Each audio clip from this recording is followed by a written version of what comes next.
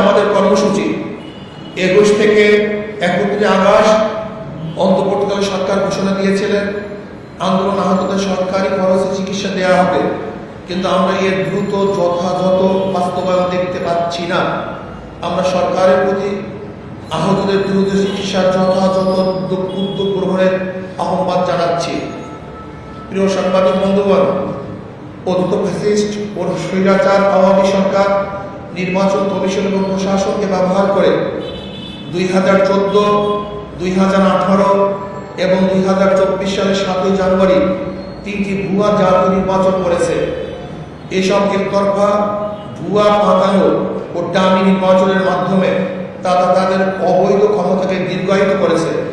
যারা তাদের এসব অবৈধ প্রশাসনের নির্বাচনে সহযোগিতা করে আওয়ামী লীগকে অবৈধভাবে ক্ষমতায় থাকার সুযোগ করে দিয়েছে, তারাও সমান অপরাধী। অতএব 3টি অবৈধ প্রশাসনের নির্বাচন পরিচালনাকারী 3টি নির্বাচন কমিশন এবং প্রশাসনের যেসব কর্মকর্তা তাদের অবৈধ কাজের কুশীলব ছিল, তাদেরকে আইনের আওতায় এনে শাস্তির মুখোমুখি করতে হবে, যাতে ভবিষ্যতে কেউ অবৈধ নির্বাচনের সাহস না করে। পাশাপাশি আমরা বর্তমান নির্বাচন কমিশনের বিদায় পূর্ব বিচারের কাঠগড়ায় দেখতে চাই। প্রিয় সাংবাদিক বন্ধুগণ, দেশের ইতিহাসের সবচেয়ে বর্বর ও নৃশংস আওয়ামী দুঃশাসন উৎখাতের সংগ্রামের সূচনা করেছে আমাদের গর্ব শিক্ষার্থী সমাজ। তাদের অসীম সাহস, ত্যাগ ও বুদ্ধিদীপ্ত নেতৃত্ব আমাদের গর্বিত করেছে। ইসলামী আন্দোলন বাংলাদেশ শুরু থেকেই এই আন্দোলনের সাথে সম্পৃক্ত থেকেছে। 19 জুলাইতে আমরা পরিষ্কার করে জানিয়েছি যে সরকারের পদত্যাগই একমাত্র সমাধান। শুরু থেকেই নানা মাত্রায় ও নানা ধরনের ইসলামী আন্দোলনের নেতা কর্মী এই আন্দোলনে অংশ নিয়েছে। সেজন্য আমরা গর্ববোধ করছি। নৃশংসে জালিমের পতনের মহান বিপ্লবে আমরা ভূমিকা রাখতে পেরেছি। আমাদের অনেক ভাই জীবন দিয়েছেন এবং আহত হয়েছেন। সর্বশেষ প্রাপ্ত তথ্য অনুযায়ী ইসলামী আন্দোলন বাংলাদেশ ও সহযোগী সংগঠনের সারা দেশে মোট শাহাদত বরণ করেছে 18 জন, আহত হয়েছে সহস্রাধিক। এর মধ্যে গুরুতর আহত বিভিন্ন হসপিটালে চিকিৎসাধীন রয়েছেন 150 জনের অধিক। প্রিয় সাংবাদিক বন্ধুগণ, স্বৈরাচার শাসন অবসান হয়েছে। এখন সময় দেশ গড়া এবং সমাজ সাম্য, মানবিক মর্যাদা ও সামাজিক ন্যায় বিচার ভিত্তিক বাংলাদেশ নির্মাণের। তবে এই সুযোগ সন্ধিক্ষণে আমাদেরকে দেশের শত্রু এবং জনগণের শত্রুদের চিহ্নিত করে জাতির সামনে তাদের মুখ উন্মোচন করতে হবে। গণদুশমন, গণহত্যাকারী, লুটেরা, দুর্নীতিবাজ আর ভোট চোরেরা যাতে আগামীতে পুনর্বাসিত হতে না পারে তা নিশ্চিত করতে হবে। সে লক্ষ্যে গ্রহণযোগ্য তদন্ত কমিশন ও স্বতন্ত্র ট্রাইব্যুনাল গঠন করে জুলাই গণহত্যাকাণ্ডের বিচার করতে হবে। একই সাথে গত 16 বছরে সংগঠিত সকল রাজনৈতিক ও প্রশাসনিক হত্যাযজ্ঞ, গণহত্যা, গুম ও মানবাধিকার লঙ্ঘনের বিচার করতে হবে। এক্ষেত্রে যে সকল ব্যক্তি বা সংগঠন দোষী সাব্যস্ত হবে তাদেরকে রাজনীতি ও নির্বাচন থেকে স্থায়ীভাবে নিষিদ্ধ করতে হবে। 2. তদন্ত সাপেক্ষে বিগত বছর সকল দুর্নীতিবাজ ও বিদেশ অর্থ পাচারকারীদের সকল সম্পত্তি ক্রোধ করে রাষ্ট্রীয় কোষাগারে জমা করতে হবে এবং বিদেশে পাচারকৃত টাকা ফেরত আনবার উদ্যোগ গ্রহণ করতে হবে।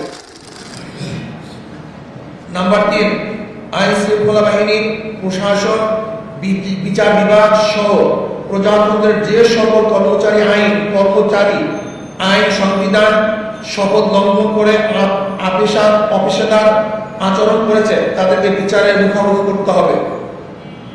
দেশের সংখ্যাগরিষ্ঠ ধর্মীয় জনগোষ্ঠীর চিন্তা চেতনা ও অনুভূতির বিরুদ্ধে কোনো সিদ্ধান্ত নেওয়া যাবে না।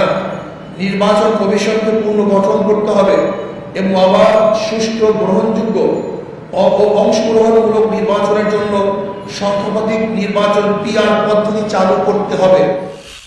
6. আওয়ামী দুঃশাসনের বিগত 16 বছরে সবচেয়ে ক্ষতিগ্রস্ত হয়েছে এদেশের সাধারণ শিক্ষা খাতের মান ও নৈতিকতা।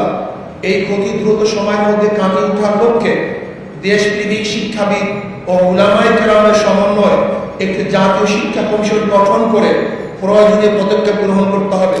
পুলিশকে জাতীয়করণ করে তাদের সম্মানজনক বেতন ও ভাতার ব্যবস্থা করতে হবে। প্রিয় সাংবাদিক বন্ধুগণ, ছাত্র জনতার এই আন্দোলন হত্যা, লুটতরাজ ও অবৈধ ক্ষমতা প্রয়োগের বিরুদ্ধে ছিল। শিল্প কল কারখানা ধ্বংসের বিরুদ্ধে ছিল না সংখ্যালঘুদের বিরুদ্ধে কোনো পদক্ষেপ। সেজন্য আমরা বিশ্বাস করি যারা লুটতরাজ, দখলদারি, অরাজকতা বা সংখ্যালঘুদের উপর কোনো রকম হুমকি সৃষ্টিকারী কার্যকলাপে লিপ্ত, তারা এই আন্দোলনে সম্পৃক্ত কেউ না, বরং তারা সুযোগ সন্ধানী। সুতরাং আমরা বর্তমান অন্তর্বর্তীকালীন সরকারকে এই সকল অরাজকতা সৃষ্টিকারীদের প্রতি কঠোর পদক্ষেপ নেওয়ার আহ্বান করছি। প্রিয় সাংবাদিক বন্ধুগণ, ইসলামী আন্দোলন বাংলাদেশ মনে করে দেশের সকল নাগরিক সমান মর্যাদা অধিকার প্রাপ্ত। ধর্মের কারণে কাউকে আঘাত করা বা কাউকে প্রতিপক্ষ বানানোকে ইসলাম ও রাষ্ট্রীয় আইনও সমর্থন করে না, আমাদের আন্দোলনের চেতনাও সমর্থন করে না। সেজন্য বলবো, দেশের সংখ্যালঘুদের প্রতি কুটির উপাসনালয় ও ধর্মীয় স্থাপনায় সিসি ক্যামেরার ব্যবস্থা করুন। উপরোক্ত লক্ষ্য বাস্তবায়নের জনমত গড়ে তুলতে আমাদের কর্মসূচি 21 থেকে 31 আগস্ট 2024 দেশের সকল জেলা মহানগরে তৃণমূল দায়িত্বশীল সম্মেলন। 2 পহেলা থেকে 10 সেপ্টেম্বর 2024 দেশের সকল থানায় থানায় গণসমাবেশ। প্রিয় সাংবাদিক বন্ধুগণ, পরিশেষে আমারও গণ অভ্যুত্থানে জীবন দানকারী ও আন্দোলন সম্পৃক্ত সকলের প্রতি শ্রদ্ধা জানাচ্ছি। আল্লাহ হাফেজ।